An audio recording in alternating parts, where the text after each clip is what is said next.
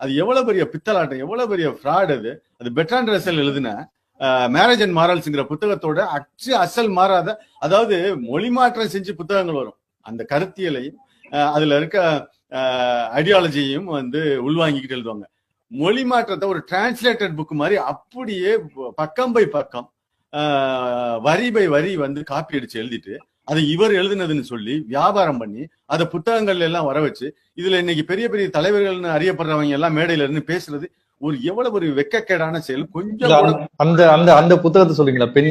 பெண் ஏன் அடிமையான புத்தகத்தை சொல்றீங்களா? ஏன் அடிமையானலாம் அந்த புத்தகம் வந்து ஒரு அந்த பெட்ராண்ட் ரசல்ங்கிற ஒரு பிரிட்டிஷ்காரன் எழுதுனது. அவன் வந்து MI6 உளவாளி. அவன் தன்னை ஒரு பொது உடைமைவாதி.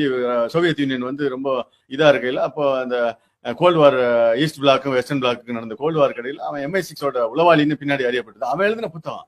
அந்த புத்தகத்தை வந்து மொழி மாற்றம் பண்ணி அச்சடிச்சு வித்து ஏமாத்தி இந்த புத்தகத்தினால எனக்கு அறிவு வந்துச்சுன்னு சொல்றது அடிப்படையில பெரிய மோசடி. இது மாதிரி எத்தனை பெரியார் அந்த ஈவேராங்கிற பிம்பம் முழுக்க முழுக்க போலியான பிம்பம், போலிகளால் கட்டமைப்பது எல்லாம் பொய்.